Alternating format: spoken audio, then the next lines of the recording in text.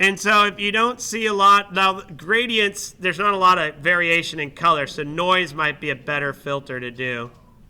I think that's under distort. No, it's noise. So we're going to add noise. That's a lot of noise. The amount is just too much. So what if instead of 12.5, it was 1.5? Click it. You've added some noise, but it is so subtle you almost can't even see it. Click on File, Save for Web and Devices. There is a bit of noise. You may or may not be able to identify that, but I think we're pretty good. Now, I've kind of gone over on time on here. So what I might do is just split this in half. So probably the last thing I'll do is cover lining up my text and then doing a final crop of this. Of course, you can try other kinds of texture. And so I'll let you experiment. But whatever you do, just don't make it too obvious that we know you've applied a really obvious texture. What I do want to do is I want to compare, I want to make sure our text under these bottom layers are the same distance apart. So let's do that real quick. I get my zoom tool. I'm going to zoom in.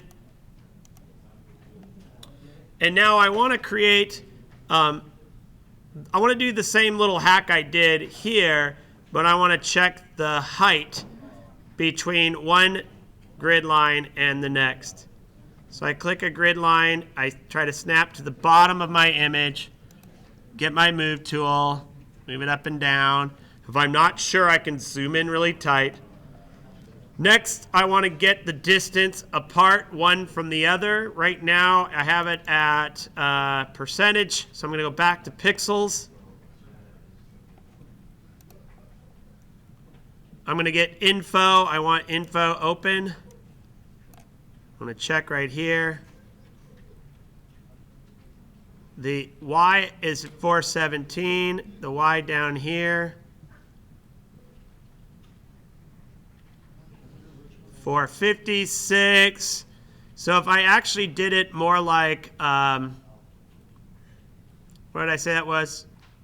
415, 418. It's really hard to tell exactly where that is.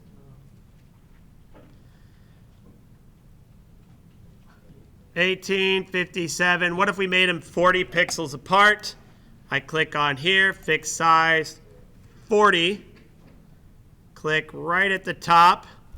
Now I'm going to have to adjust my grid line again to snap to that right there. Which means I have to go back to the text and re-snap where the text is. But I have to unlock it.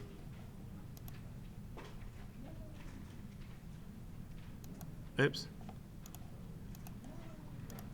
Take my original, unlink it, and then we're going to just move all of our text again to snap with the new grid line. We'll go back and finish that, but I want to get my next grid line available.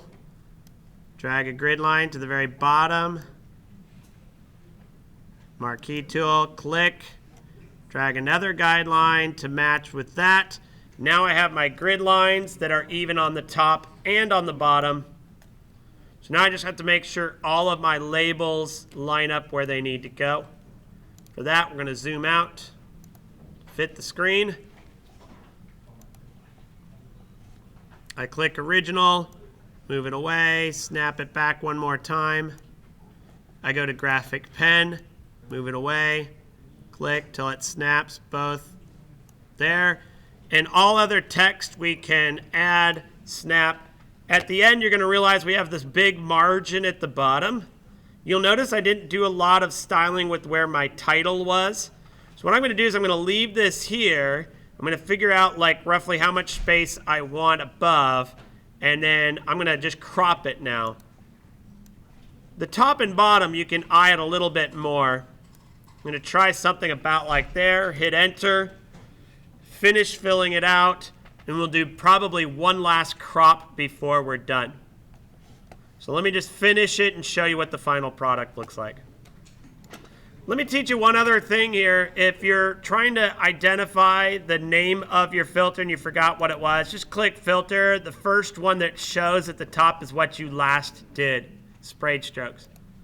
So I know I have that one, and I spelled it right. Oh, one other thing is before you start playing around with the dragging stuff around, why don't you lock your guides? I can't move these guides anymore. Now I will finish out the rest of this tutorial. So I'm going to also lock the top row now because it's complete. I'm going to hide it. I'm going to expand the bottom row. I'm going to click here and unlock the bottom row and start from left to right, applying my filters. Okay, at this point, I'm pretty much done. I'm going to hide all of my extras so I don't see those anymore, and just kind of double check. Generally speaking, it's better to have things a little higher up than lower down.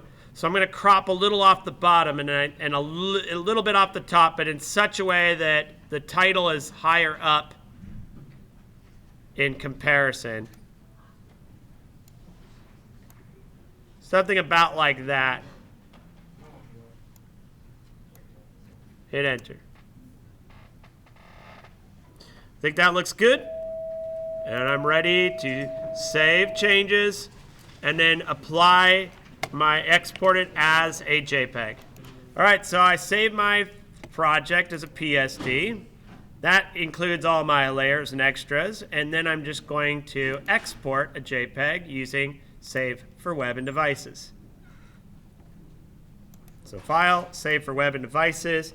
You can take a look at the different file formats. At a PNG, that's 1.5 megs. We go to a JPEG, and we're down to 225K. You can resize it if you want. At this point, I think that looks pretty good. I'm just going to save it like it is. And now I'm done. As soon as I give my name, put it in the right folder. Find your folder, click Save, and you're done. Thanks for watching.